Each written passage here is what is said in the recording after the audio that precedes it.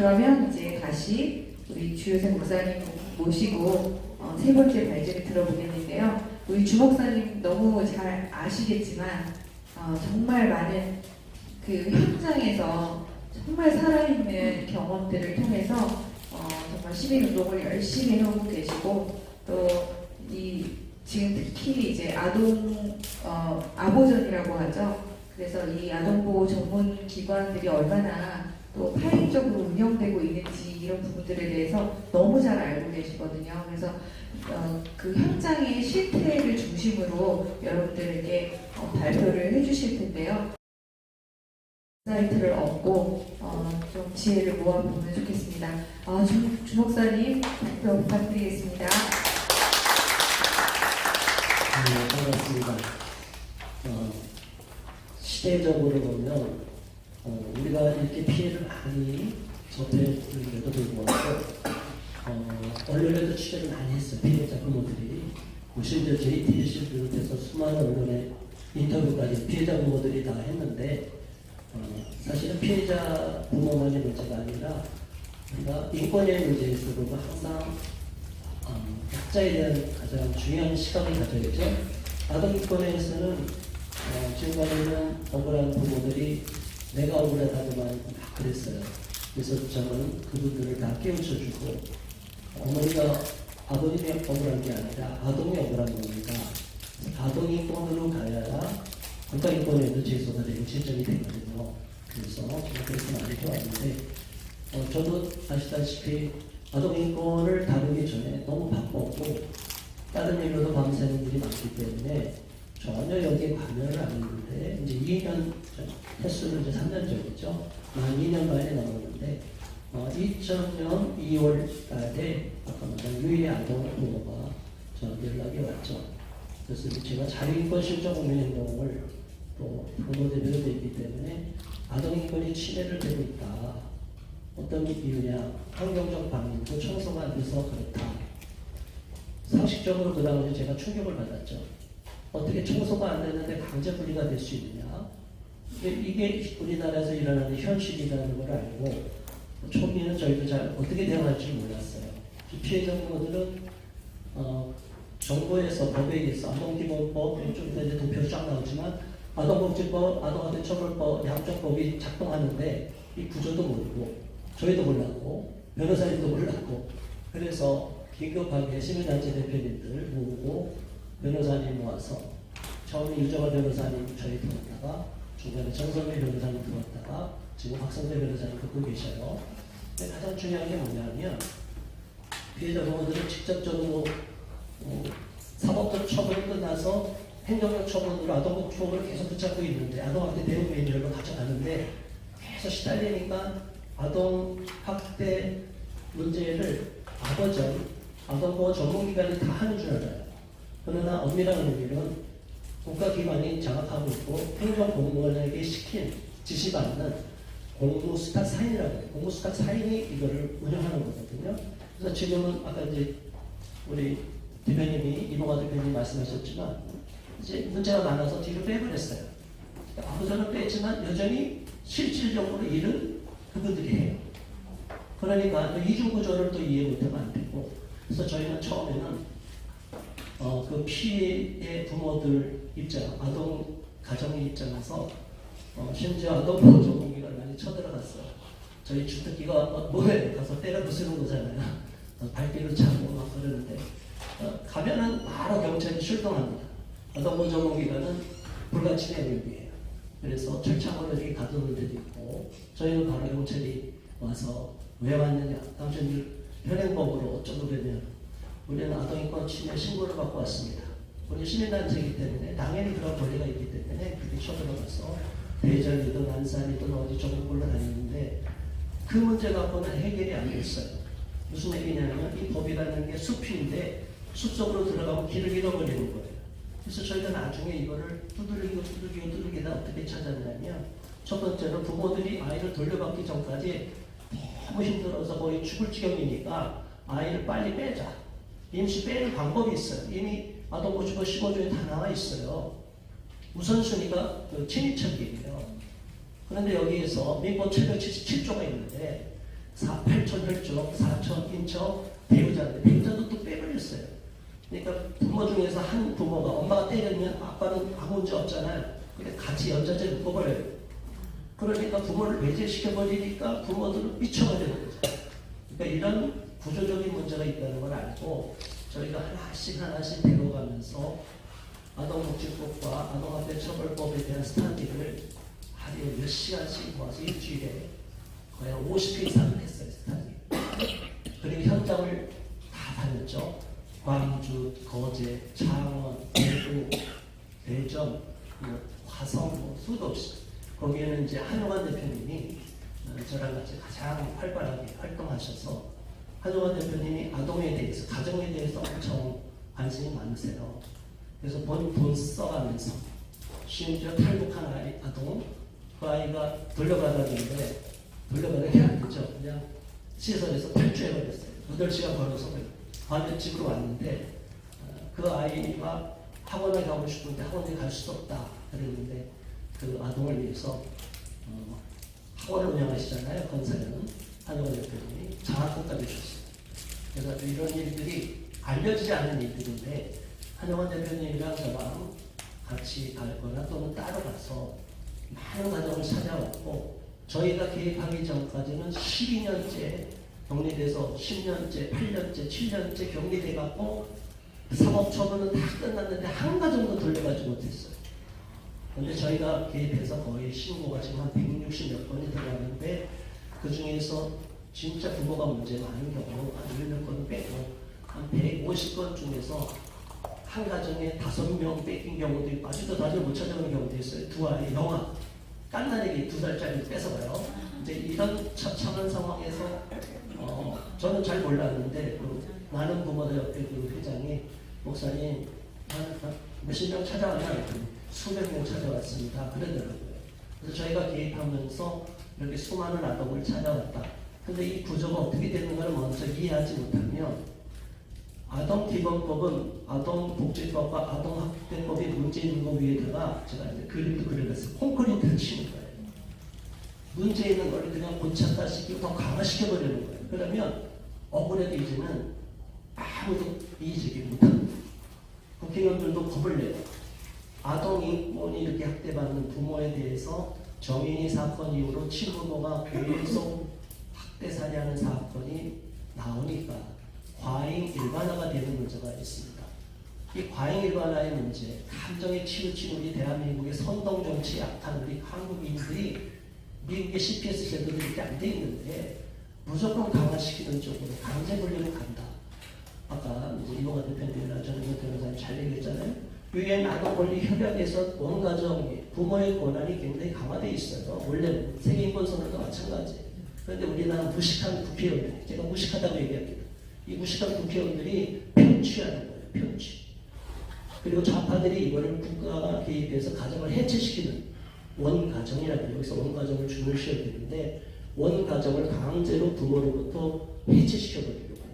그리고 나중에 원가정을 돌려보내기 위한 원가정 복귀 프로그램을 진행하는데 그걸 예전에는 아복심이라고 했어요. 아동복지 심의위원회에서 했는데 이게 이거 갖고 안 된다고 우리가 항의하니까 사례결정위원회를 하나 더 만들어놨어요. 근데 이제 나중에는 사례결정위원회가 최근에 2년 생기고 나서는 이제 아복심이 거의 영향이 없이 사례결정위원회에서 다 원가정 복귀 결정을 이룹니다.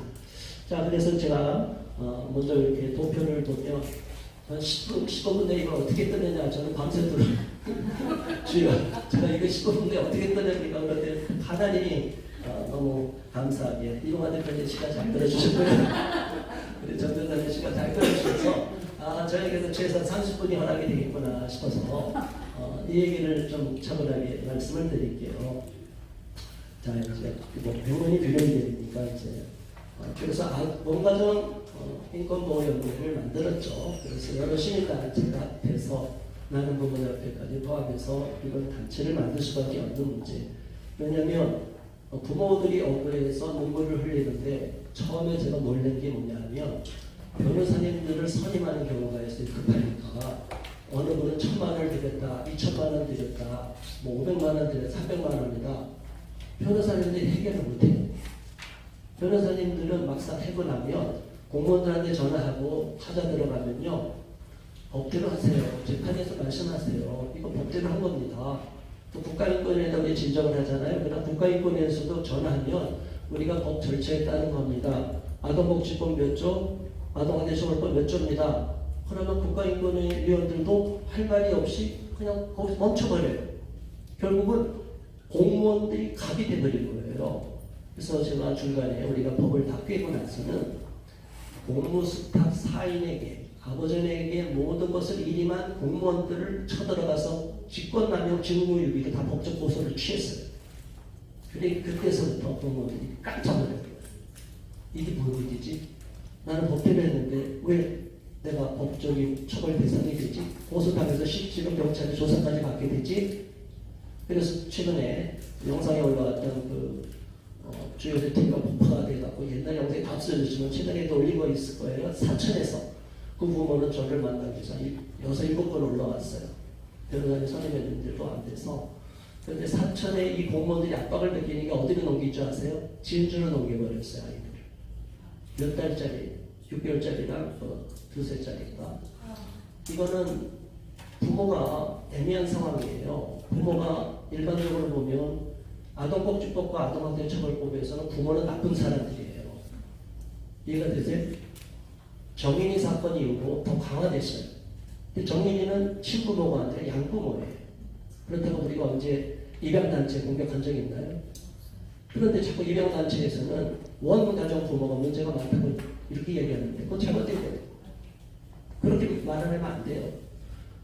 진짜 훌륭한 입양 부모가 있고 친부모가 많아요. 그러나 문제 있는 부모가 조금 있다고 그걸 다 과잉 일반화해서 부모가 다 나쁘다. 그러면 부모들이 부모만큼 자녀를 위해서 목숨 거는 사람들이 어디 있어요? 시설에 가면 옛날에 보도가 많이 됐습니다. 애들이 진정이 안 되니까 예전에 MBC 다 뉴스에 난 거예요. ADHD 할얘기예요. 애들 지원이 충동을 억제시키니까 다 정신병이 되고 우울증이 되고 약물 치료도 가요. 그럼 어떻게 그걸 책임져 국가가?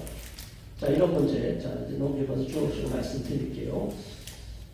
여기에서 이제 우리 기본법을 좀 이해를 할 필요가 있다. 아까 말씀 잘 해주셨어요. 저는 무조건 말씀드려요. 아동기본법 문제가 많아요. 제가 그걸 모르는 건 아니에요. 그러면 다만 우리가 객관성을 또 가져가야 된다. 그래서 이런 부분에 대해서 여러 가지 법률에 대해서 처벌금지법을 하나 예를 들게요. 처벌금지법이 만약 이제 실제로 법제화 된다. 그럼 어디 영향을 미치냐? 사실은 빨갛게 표시한 헌법에까지 영향을 미치게 돼요. 그러면 헌법 가지고 개정이 바로 나와요.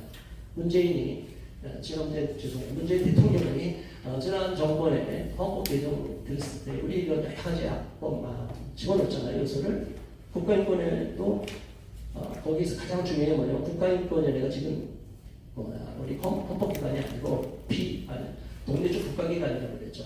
그런데 독립적 국가기관이라는 말은 다른 말로 말하면 헌법에서 법률을 직접 집행할 수 없는 기관인데 이 사람들은 어떻게 이야기를 해요? 초헌법적 기관은 자기들을 자가 발전을 시켜요. 이해가 되셨죠? 국가인권위가 현재 헌법기관이 아님에도 초헌법 기관으로 했는데 만약 이게 헌법기관의 경상되면 어떻게 해요? 대통령도 꼴짝 못해요. 바로 탄핵시킬 수 있어요. 이게 굉장히 무서운 구조로 같다. 그래서 이 법의 구조가 차별금지법에 미치는 영역은 너무너무 어마어마하고 가장 악법 중에 악법이라는 걸 먼저 정지를 하고요. 다만 이게 이제 기본법의 문제 이렇게 쭉 넘어갈 때 이 기본법도 문제가 많죠. 그리고 강력한 영향 통제가 들어간 것은 아니지만 그래도 감정 통제랑 영향을 끼치는 거예요. 그 예한 법률 제가 법률 전문가는 아니지만 제가 아는 범위 내에서 쭉 적었는데 기타가 많이 있을 거예요. 지금 한동훈 법무장관이 인민청법까지 만들려고 하는데 이거 굉장히 위험하고 이런 부분이 있어요. 자, 그다음 그 다음 제가 시간이 이제 할 내용이 많으니까 이거 간단하게 넘어갈게요.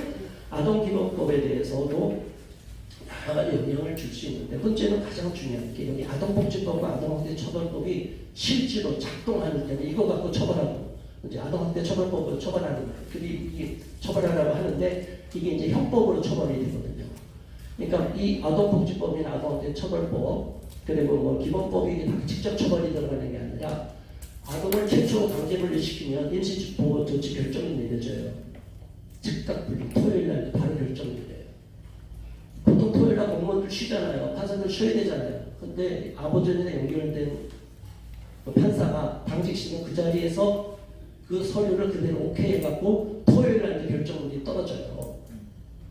71시간을 우리가 방어할 수 있는 시간을 안 주고 그냥 바로 하루 만에 이렇게 결정이 이루어지는 거예요. 그래서 71시간을 왜 안 지키냐, 어디 있는 대로.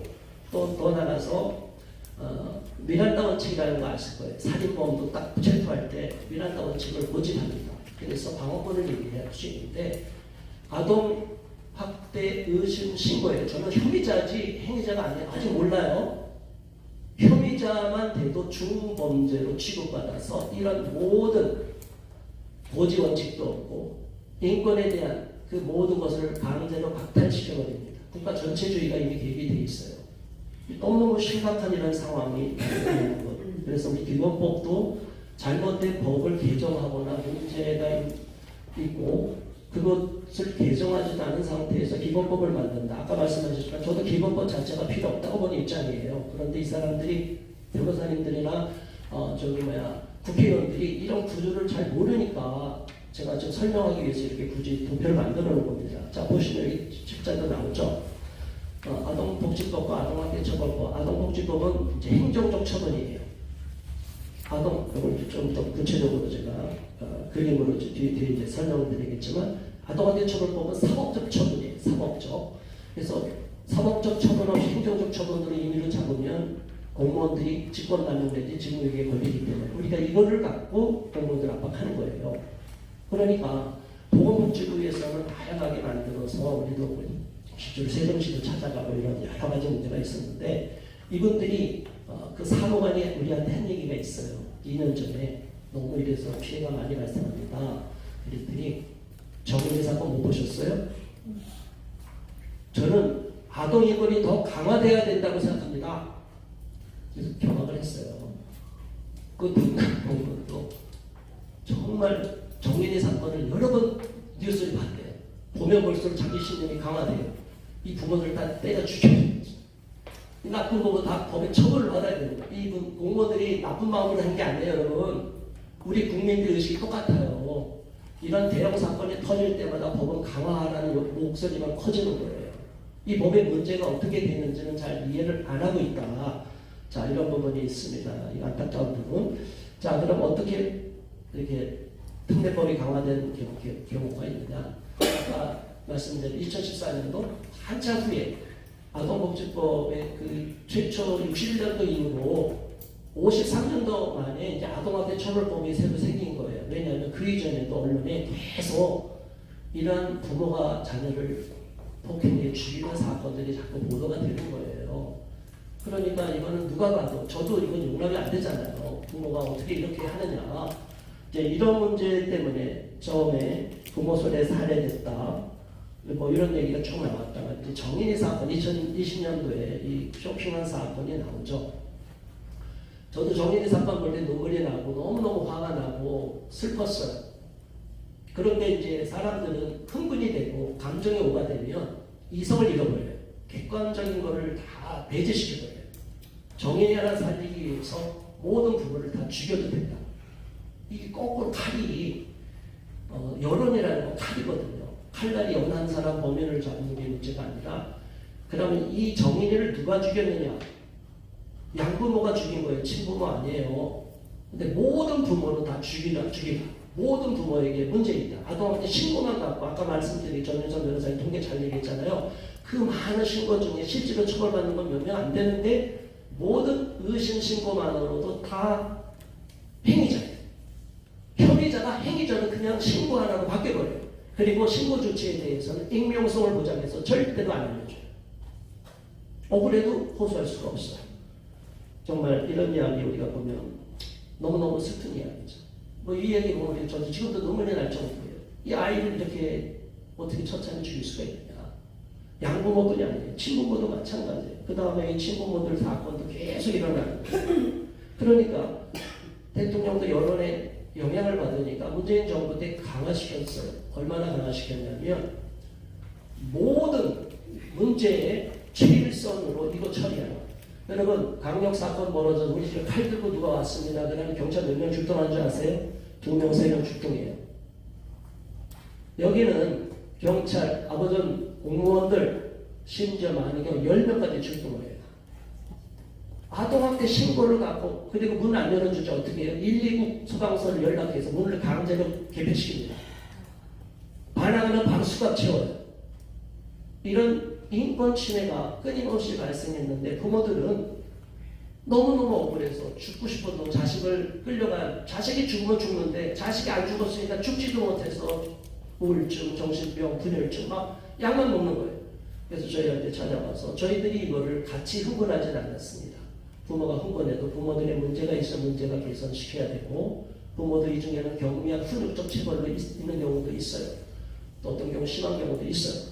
그렇다 하더라도 부모로부터 강제 국가가 분리해갈 때 시설로 가면 임시조치에서 임시보호시설로 갔다가 조금 연장이 되고 장기로 넘겨요.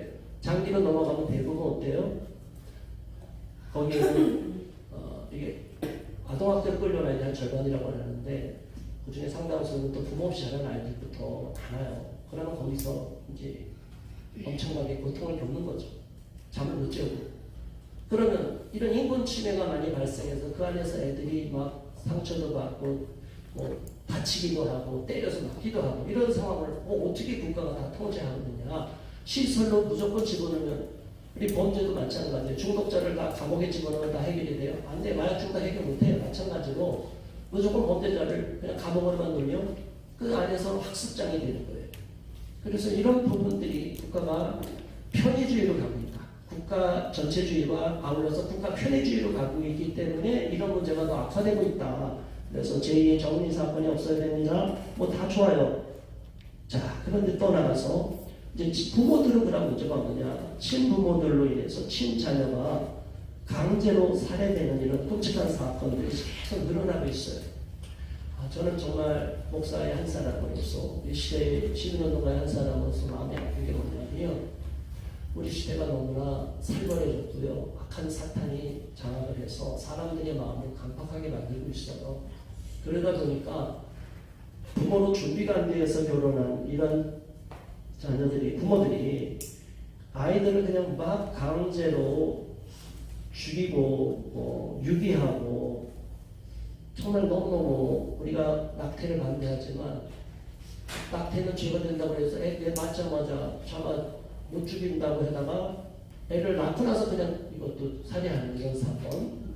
자, 이런 부분 인천 초동 사건, 좀 아까 여기 인천 초등학교 사건, 이거 부모가 이렇게 어떻게 이렇게 아이를 고문해 이르도록 할 수 있느냐. 이게 우리 국가적인 문제고 사회적인 문제고 우리 모두의 책임인데, 이런 문제에 대해서 사건이 벌어질 때마다 법은 강화가 되고 있다. 그래서 문제를 덮어버리는 미봉책이 점점 강화되는 법으로 나가고 있다. 그러니까 여기에 대해서 지금 신고되면 굉장히 부모님들은 불리하고요. 신고 주체는 좀 이따 얘기하겠지만 너무너무 광범위한 주체가 신고 주체가 돼 있어요. 그래서 여기에 대해서 너무 안타깝다. 그래서 원가정을 해체하느냐 말아야 되느냐. 여기서 이제 우리가 잘 아는 이분이 뭐 동성애 관련 차별금지법 등도 다 발의한 용해인원이 이런 말을 했어요. 우리 한번 다 같이 한번 읽어볼까요? 정인이 사건이 주기 즉각 분리만으로는 아동학대를 막을 수 없습니다. 가정 중심의 아동 청소년 보호 체계 이제는 변화해야 합니다. 이게 무슨 말이에요?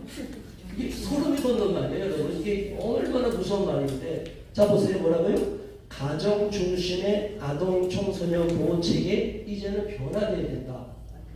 이 말은 뭐냐면 모든 부모로부터 아동을 강제로 국가가 관리해야 된다는 거예요. 다 뺏어간다는 거예요. 이 사람들이 이거를 당연시 여겨요. 기본소득당이 이렇게 얘기하는 거예요. 이거를 굉장히 페미니스트들이 지지하잖아요. 그러니까 모든 사회 구조의 원가족, 가족제도를 무너뜨려야 되니까 이들은 그런 의도로 갖고 있는데, 정인이 사건이나 친부모 살해 사건을 빌미로 자기들의 정치적인 목적을 달성하기 위해서 이런 얘기 자꾸 주장하는 거예요. 우리는 이 내용을 알아야 되는데 우리는 부분적으로, 파편적으로, 표피적으로 알면 안 된다. 그럼 또 다음에 보세요. 이런 얘기 사실 사건이 너무 많지만 이 시설에 가서 아동이 상당수가 정신적 트라우마를 겪고 여기서 나온 아이들이 지금 계속 상담을 받아야 돼요. 약을 치료받는 경우도 많고요. 그럼 이 아이들에 대한 인권 침해는 국가가 끼친 이 문제에 대해서는 어떻게 보상해 주느냐? 보상 없습니다. 돌려준 것만 해도 감지덕자라는 거예요. 이런 너무나 처참한 일들이 벌어지고 있다. 그래서 우리가 여기서 또 유념해야 될 것은 권리가 충돌한다. 부모의 양육권이나 아동인권이냐, 학생인권이냐, 교육권이냐. 지금 사실 우리가 아무리 얘기해도 꿈쩍도 안 했는데 이번에 어떻게 교권보호조례를 자꾸 이제 들고 나오니까 거기에 이제 종교조가 들어가 있잖아요. 그러니까 민주당도 움직이고 국민의힘도 움직여요. 이런 정신 나간 국회의원들, 님들이 정말 제가 그냥 속이 막 얼굴이 터지는데 절제하는 거예요. 이 국회의원님들이 제도용신이 아닌 거예요. 개념이 없이 무조건 무한해동하면서 이 내용을 정확하게 알지 못해서 물론 우리가 강하게 반대하니까 아동기본법은 이번 21대 회기에는 자동 폐기가 되지 않을까 싶어요. 저는 함부로 할 수가 없어요. 우리가 반대하는 깨어서 알고 나면 저들이 함부로 못하니까 이런 계속 잘 싸우시고 계신 거예요. 자 보면 아동 권리 협약에서도 보면 자 보세요. 19조 2항 한번 다 같이 읽어볼까요? 노란색만 시작. 아동학대 사례에 대한 책자도 있어요. 저기 보세요. 저 책자에 몇 페이지가 26페이지 한번 보시죠. 책자에 시작. 아동학대 사례에 대한 다른 형태의 예방은 물론 사법적 개입이 가능한 효과적인 절차가 포함되어야 한다. 물론 당연히 이렇게 들어가요. 그리고 20조에 아동은 국가로부터 특별한 보호와 지원을 받을 권리가 있다. 뭐 아동 입양에 대해서 이런 것도 다 얘기를 했어요. 자 그런데 그 다음 장으로 넘어가면 유엔 아동권리협약에서 보면 아동을 다 이렇게 해로운 것에서부터 다 보호하고 여러 가지 권리가 있잖아요. 그럼 여기에서도 이제 원가정에 좀 더 정리한 게 따로 있는데 일단 넘어가고 뒤에서 정리할게요. 지금 빨리 걸리니까 이런 아동권리 현장이 뒤늦게 생겼는데 여기도 상세하게 나와 있어요.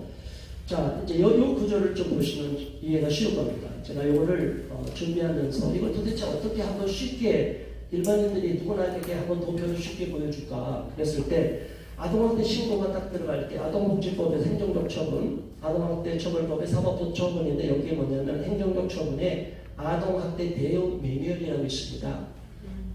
책 한 권 두께인데 비공개로 해요. 안 알려줘요. 우리가 알려달라는 시민단체가 여기다 안 알려줘요. 거기에는 뭐가 들어갔냐? 어떻게 하면 이렇게 하는 부모는 어떻게 제압하고 어떻게 하느냐 이런 기술 범죄 형사들이 사건을 이렇게 맡을 때 피의자를 어떻게 수사하는 그 수사 매뉴얼처럼 거기까지 다 기록이 돼 있대요. 그러니까 우리한테 알려주면 돼 안 돼? 우리한테 자기도 방어권이 생기니까 안 알려주고 이거를 보건복지부에서 만들어서 이거를 더 강화시켜 놓은 거예요. 그러니까 부모들은 사법 행정적 처분, 사법적 처분뿐이 아니라 여기 아동학대 대응 매뉴얼로 법적 처분이 끝나도 돌려받고 원가정 복귀 프로그램을 다 하고 상담받고 모든 걸 다 해도 안 돌려줘요. 아동학대 대응 매뉴얼로 아버전에 있는 분들이 모든 거를 검사하고 조사해서 올리거든요. 공무원들한테. 거기서 그냥 사례계를 준비해서 그것만 갖고 그냥 뚱뚱뚱 하는 거예요. 그러니까 아버지 직원이 기분 나쁘면 안 돌려주는 거예요. 항의 여러 번 전화하면 안 돌려줘요. 누구 마음대로? 그 사람들 마음대로. 법이 없는데 초법적으로 지금 작동하고 있다. 현재 이 정도 갖고 돼. 그러니 자녀라고 뺏긴 부모들은 방어권이 없다. 왜? 마녀 사냥이 시작되는 겁니다. 부모는 마녀예요. 아동학대 신고가 멀쩡한 집, 잘 사는 집이면 최초의 경찰이나 출동해도 살만한 집이면 돌아가요. 정혜리 사건이 그거예요. 살만한 집이면 안 돌려주는 거예요. 이해가 되셨죠? 그런데 가보니까 야 돼지우리다, 야 병부모 가정이다, 미혼모 가정이다, 뭐 별성 가정이다. 이거는 먹잇감이 되는 거예요. 그래서 약한 가정, 사회적 약자를 보호해야 될 복지가 지금까지 복지 우리 이범아들이 잘 아시죠? 복지 예산이 다 투입이 된 가정이에요. 만일 여러분 굿네이버스나 세이브 더 칠드런에서 공익 광고가 나오는 집안 보면 다 지금 분리돼야 될 가정이에요. 앵벌이 하는 거예요. 뭐 한다고요? 굿네이버스가 앵벌이 하는 거예요. 아버전이 굿네이버스 저희 쳐들어갈 거예요. 한번 가만 안 둘 거예요. 회장부터. 왜 그런 짓을 하느냐 이거예요. 그런 가정은 이미 분리된 가정이에요. 그런데 이 사람들을 계속 이용하고 너무너무 안타까운 일들이 발생이 되는 이 현실을 많은 분들이 모르고 있으니까 무조건 법이 강화돼야 된다고만 이야기하는 거예요. 아동한테 신고 의심만으로 어떤 경우가 많냐면 요즘 층간소음 신고되면 여러분 싸움이랑 칼불이 나잖아요.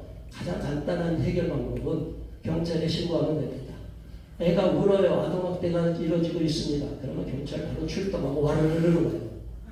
그 집안은 요청 안 하면 안 뺏기지만 진짜 문제 있다가 바로 뺏어가요. 바로 강제 처음에 안 가든가 상황을 보고 자기들 내부 회의를 거쳐서 바로 2, 3일 후에 와서 잡아가요. 그때 막으면 현행 공무집행 방해죄로 해서 수감을 치러버려요. 부모도. 자, 이런 문제들이 있었다가 그래도 우리가 분위기에서 요즘은 조금 조심하는 분위기예요. 그래서 저희들이 시민단체가 그동안 많이 활동을 했다는 거, 그래서 이런 구조가 있다는 걸 아시고 이 아동학대 처벌 복지법과 아동학대 처벌법을 정리한 뒤에서 이제 설명을 드릴게요. 자, 이런 부분들이 쭉 있는데, 자, 여기에서 보면 저기 여러분 그 강의하는 데 있을 거예요. 한번 보세요. 이런 아동학대 아동복지법과 아동학대 처벌법의 특례법에 보면 여기 10조에 이렇게 있어요. 자, 10조에 보면 좀 상세하게 좀 자세하게 써놓은 게 있어요. 자, 보면 10조에 보면 이 주체가 신고하는 주체가 너무 다양하다. 그리고 이 주체는 신고하지 않으면 처벌받을 수 있기 때문에 당연히 처벌해서 신고를 해야 되죠. 그래서 많이 신고되는 경우가 지금 교권보호만 얘기하는데 교사가 상담해서 또 배터리라고 풀배터리 검사 뭐 이런 여러 가지 정도에서 어려운 가정에 도와주는 상담 프로그램이 있어요. 그런데 그 사람들이 그 상담 데이터를 갖고 공무원한테 넘기면 바로 강제로 사유가 돼요. 엄마가 그때 학원 가기 싫고 학원 보낼 수 있잖아요. 야단쳤잖아요. 소리 질렀잖아요. 엄마가 소리 질렀어요. 학원. 그래서 인천에 있는 그 사건이 우리가 강제로 분리돼 갖고 애가 그냥 정신병 걸릴 정도로 그렇게 되었잖아요. 상담을 통해서 교사가 신고해서 강제 분리된 사건도 많다. 그리고 의사가 자기들의 책임을 모면하기 위해서 의사가 신고하니까 신고 안 할 수가 없잖아요. 또 어린이집 이런 데서 이런 신고들이 주변에 아는 사람들이 이 가정에 문제가 많더라. 그래서 저 가정이 방임하는 거다. 신체적으로 학대하는 것만 문제가 되는 게 아동학대가요. 신체학대 아까 네 가지 크게 얘기했잖아요. 신체적인 문제가 아니라 방임, 그 외에 정서 이런 게 다 포함이 되니까 방임도 교육적 방임부터 의료적 방임부터 뭐 수도 없는 방임을 타이틀만 걸어놓으면 코에 걸면 코걸이, 귀에 걸면 귀걸이로 다 걸리게 돼 있어요. 그러니까 이렇게 법이 무섭게 돼 있는 상황에서 이런 신고 주체를 강화시켜 놓고 이 사람들 보고 신고 안 하면은 불이익을 주겠다고 하니까 이분들은 다 신고할 수밖에 없다. 자, 그러면 자, 시간이 많이 가니까 제가 이제 빨리빨리 넘어갈게요. 반권적 강제 분리 이행 절차를 보겠습니다. 첫 번째로 보면 아동학대 억울한 신고가 급증하는데, 자 보세요. 첫 번째, 우리나라는 미국의 CPS제도 좀 이따 이제 말씀드릴게요. 미국 같은 경우는 처음에 이렇게 Child Protective Service라고 해서 이 아이들 우리나라의 그 아동학대 전담공무원과 비슷한 역할을 하는 분들이 출동을 하는데 이게 격리하는 거냐, 그리고 주변에서 신뢰받는 사람이 있느냐를 두고 그 사람들을 통해서 이 가정은 아무 문제 없다 그러면 그냥 돌아간대요. 우리는 그게 작동이 안 됩니다. 무조건 경찰이나 공무원들 판단에 의해서 바로 강제 분리가 돼요. 그리고 미란다 고지원칙도 없고 변호사 선임해서 어떻게 도움받으라는 것도 아니고 72시간 내에 항고하는 이런 문제 전혀 없어요. 법적인 조언을 아무도 안 해주고 그냥 법원 결정을, 임시조치 결정을 땅 때려놓고 나니까 변호사님 그때 선임하면 늦는 거예요. 변호사님이 72시간에 빨리 대응해야 되는데 이게 누가 이걸 안 하냐고요. 또 변호사님, 일반 변호사님도 이거 모르거든요. 이게 어떻게 작동되는지를 저한테까지 묻는 변호사님들이 계셔요. 왜냐하면 실제로 뺏겨서 변호사 수임했는데 이걸 어떻게 풀어가야 되는지 공무원들 얘기 들어보니 답이 안 나오더라. 왜 이렇게 법을 어렵게 만들어놨어요? 변호사님들이 법을 모르게 만들면 돼요? 그리고 그렇게 자의적으로 다 가져가면 돼요? 강제 분리를? 안 되잖아요. 이런 문제가 있다. 경미와 훈련적 책을 인정하지 않고요. 두 번째, 각종 방임, 학대를 자의적으로 적용해서 정서, 환경, 교육, 운영과 뭐 수도 없이 막 집어넣고 신체적으로 직접 체벌로 강화되는 경우 정인이 사건이나 정말 이렇게 때려 죽인 부모는 속속들이 구체적으로 조사를 하라는 거예요. 우리가 목숨을 가리라는 거지 정말 학대하는 부모를 보호하자는 게 아니에요. 저희들은. 그런데 그거는 다 건너뛰고 애매한 부모들만 다 잡는 거예요. 약자인 부모. 그리고 학교 시설 상담교사로부터 신고 많이 당해서 분리됐고 부부싸움 층간소음 모델로 보호당하고 병원의사. 자, 다음 장으로 넘어가면 아동학대를 신고로 넘어갈 때 제가 깜짝 놀랐어요. 변호사님들 놀라실 거예요. 실제로 변호사 수임하면요. 아니 내가 개입도 하기 전에 어떻게 벌써 이렇게 다 처리가 돼 끝났어요? 최초로부터 강제 분리가 되냐 안 되느냐를 우리가 막 얘기했을 때 그래서 뒤늦게 사례결정위원회라는 걸 세웠어요. 그래서 두 단계 과정을 거치겠다. 아복심 이전에 사례결정위원회를 만들겠다. 내가 미리도 그런 그것뿐이 아니라 미리 강제 분리 되기 전에도 사례결정위원회를 해야 되지 않느냐.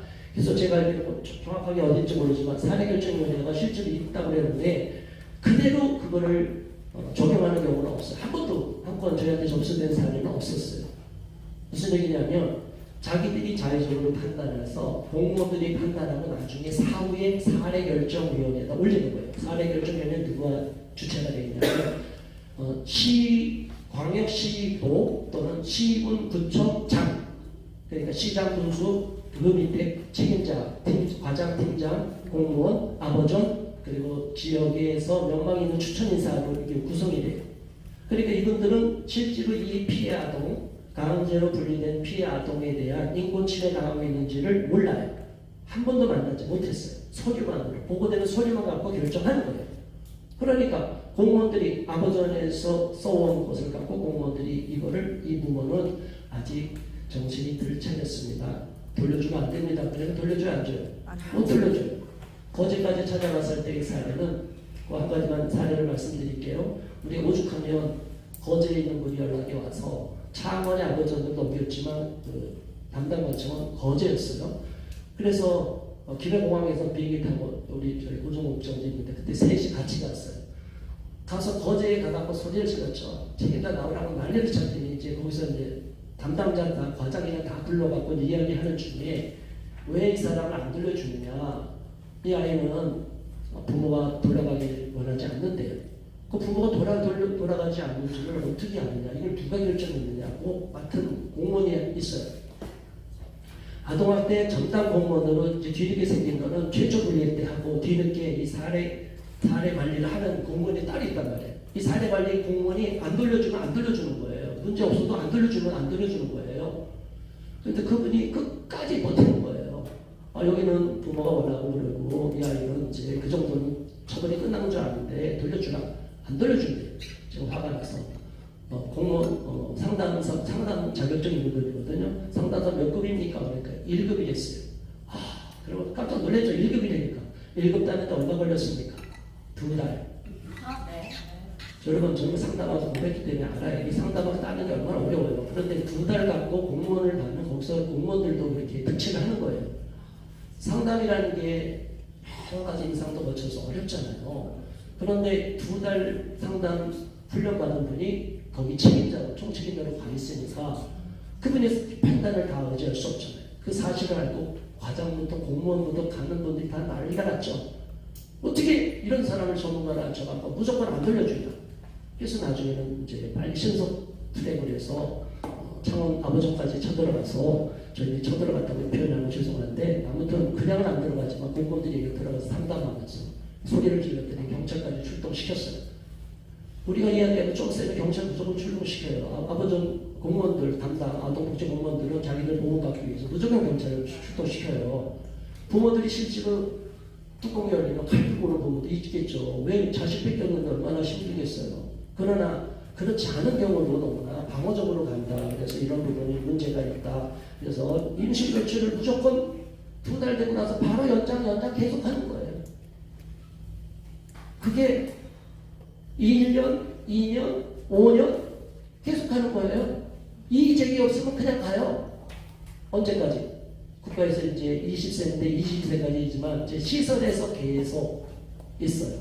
또 하나 문제는 제가 꼭 이런 얘기는 부모들은 억울해서 그러지만 제가 좀 절제시켜서 안 해주면 제가 정리해서 말씀드릴게요.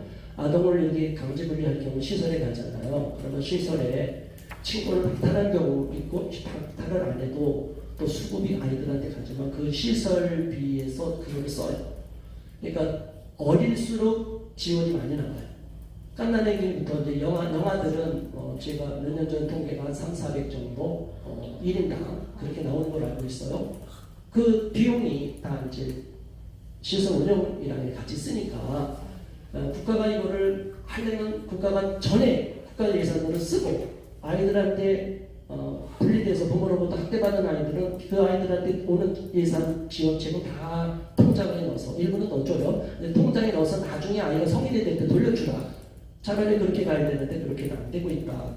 장기 보호시설로 너무 쉽게 넘기고 시설에서 또 학대받는 아동이 생기고 가장 중요한 게 부모들이 억울한 거는 임시조치 아무것도 아닌 것 같잖아요. 임시조치 임시잖아요. 근데 임시조치 기간 동안에 무조건 접근 금지, 통신 유무선 차단.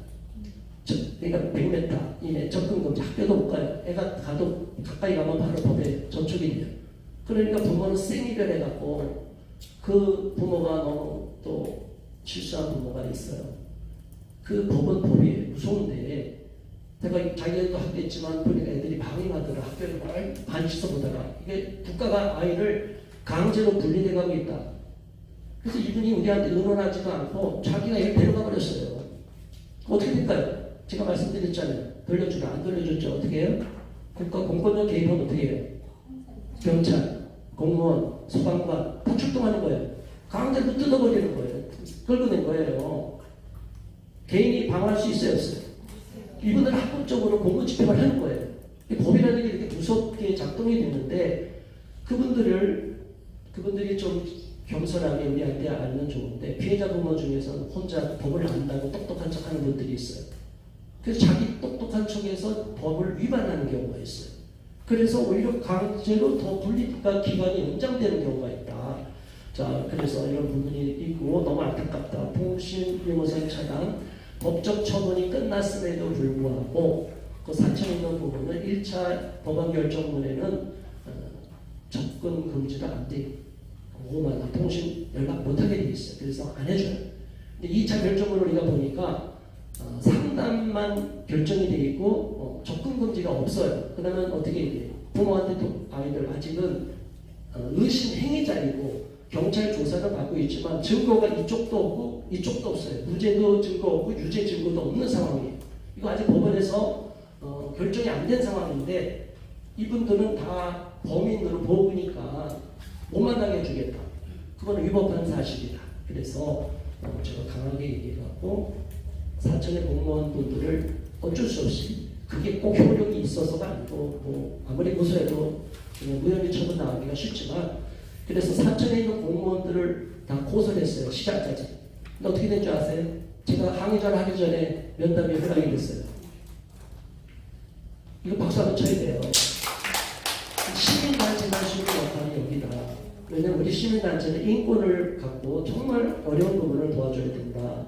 그래서 이 부분은 한효관 대표님이 아주 잘 도표를 정리하고 우리 그때 2년 전에 토론할 때 이야기인데 행위자에 대해서는 긴급 임시조치, 임시조치 보호처분이 되고 그 다음에 피해아동에 대해서는 응급조치, 임시보호명령, 그 다음에 피해아동 보호명령이다. 관련 법에는 이렇게 쭉 자료를 드렸어요. 한번 보시고요. 자, 제가 이 얘기를 좀 한번 할게요.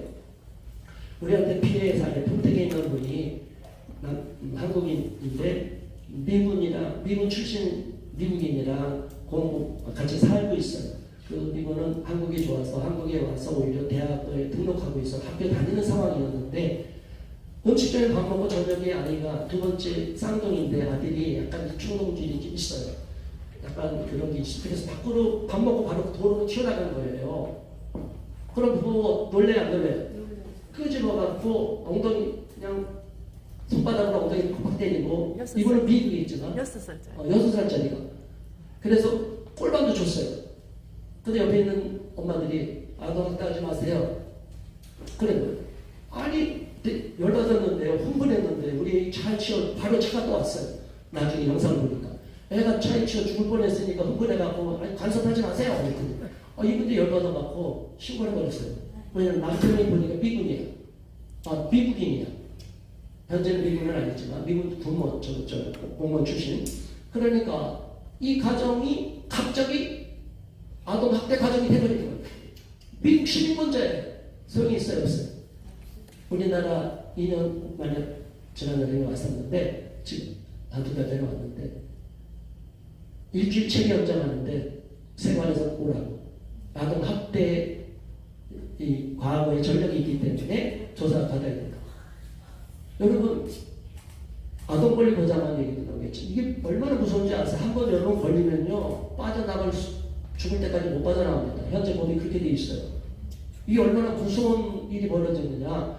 그래서 우리가 긴급하게 출동하고 그 변호사님 선임하기 전에 정선희 변호사님 선임하기 전에 제가 바로 경찰한테 검찰한테 전화해서 이거 그냥 넘기면 당신이 직권남용으로 고소할 거다. 이게 무슨 학대냐? 그래서 제가 먼저 긴급하게 경찰 또는 검찰에다 전화해갖고 겁을 먹게 해놓고 그 다음에 변호사님 선임했어요. 이 아이 무혐의 처분이 나왔어요. 이게 도저히 안 되겠어서 한국에 못 살겠다 해서 미국 가버렸어요. 다시. 하고 여기 무서운지 몰랐다. 그래서 포럼할 때 미국의 CPS 제도를 이거 다 보면 여러분 자료가 있어요. 보니까 안 보여요. 이거 자료 드릴게요. 너무 저는 이제 강의를 좀 짧게 드리려고 했더니 안 보이는 거 나중에 이거 자료를 따로 드릴게요. 아무튼 여기 가장 중요한 게 뭐냐면 거기 네 번째는요. 미국 CPS 아동보호 서비스 행정관청 Child Protective Service가 최고 초중고반으로 강제 분리시키지 않고 주변인들을 일일이 찾아가 아동을 부모와 강제 분리시킬 사안인지 충분히 파악한 후에 조치를 취하고 강제 분리가 미국에선 최후의 조치인 반면에 한국에선 최초의 조치.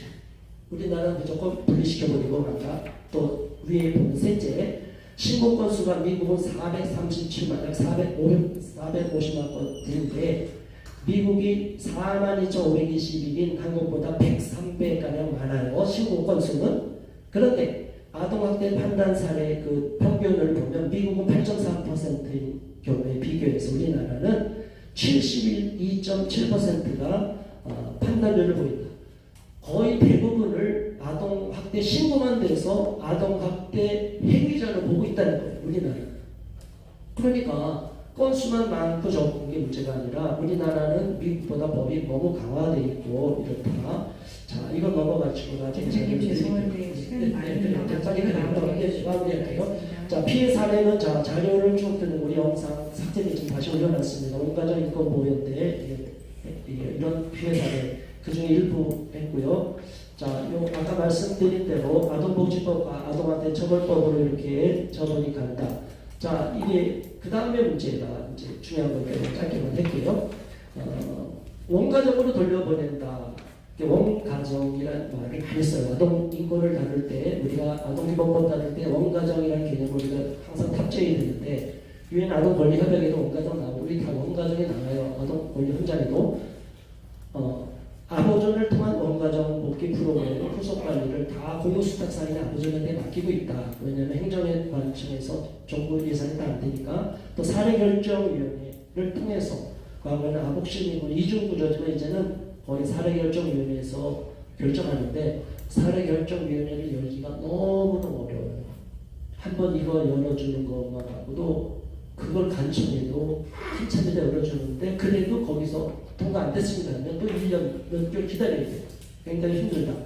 그리고 사법처분과 상관없이 별도로 행정처분이 계속 가고 있다는 거. 아동학대 대응면요. 아동관리 보장원의 기록이 남은 거 문제. 자, 이제 아동기본법 아까 말씀드렸죠. 그래서 이런 부분에서 문제가 있는 아동복지법과 아동학대 처벌법의 개정을 아예 싹쓸 잘라버리는 게 아동기본법이다. 컴플리트 처벌이니까 이제는 아동기본법이 있는데 오히려 이거를 더 강화시키자고 얘기 나온 거 아니에요. 이거 말도 안 되는 일이 벌어진 거다.